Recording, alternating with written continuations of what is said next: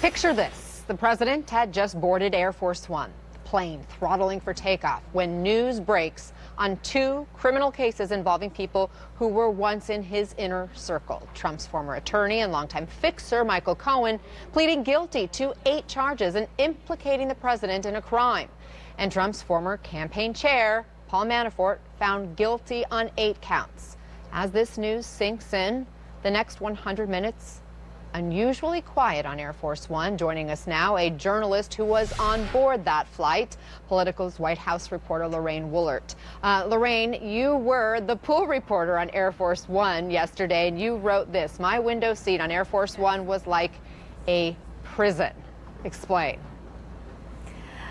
Well, when you're on Air Force One, you don't have access to your phone, you don't have access to Wi-Fi, so you're literally in a information bubble. We did have a feed from Fox News coming over the TV monitors on the plane, but we weren't able to communicate. We couldn't get emails or news alerts, and we couldn't send anything out.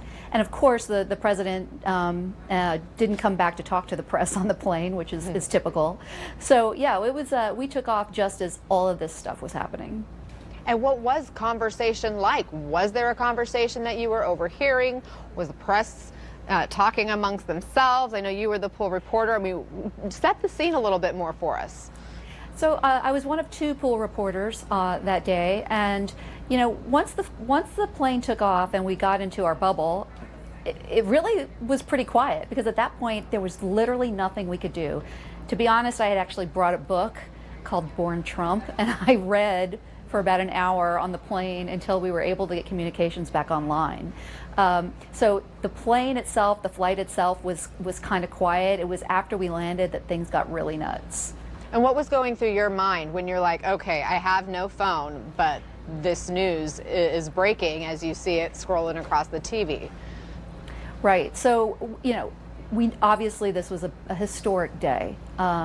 The president implicated in potentially a crime, and his campaign manager, obviously indicted or found guilty, now a felon. So we were thinking that this campaign event that the president was going to could possibly blow up into something bigger. And he did come over to talk to us when he got off the plane in Charleston, West Virginia. He gave us a really brief appearance, maybe 2 minutes. He said some nice things about Paul Manafort, and then he got into his car. So that's when we started. I guess I was getting like the adrenaline was kind of pumping at that point, because we're like, all right, he's going to come out in front of this crowd. It's been nothing but this for the last couple hours now on TV. He's got to talk about it at the event. He didn't. Minute by minute, I was tracking the breaking news. And by the way, it wasn't just Manafort and Cohen at that point. Then we had a congressman who was an early Trump supporter, Duncan Hunter. And then we had Facebook. Mark Zuckerberg came out and was talking about Russia. Coming. Exactly. Let me play the sound from the president at his rally last night.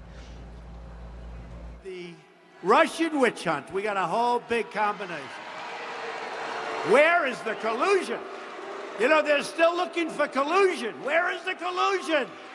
Find some collusion.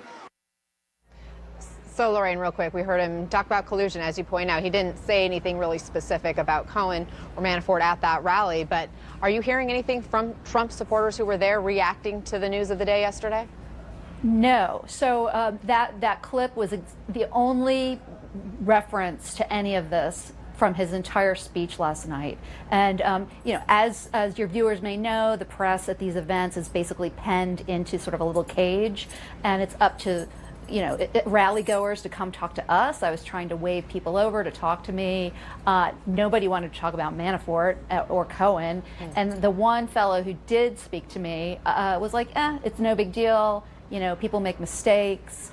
This one gentleman was more interested in talking about Walter Cronkite and how he missed the days of Walter Cronkite's TV. Interesting. So yeah, it was just not an issue at this rally. None of this.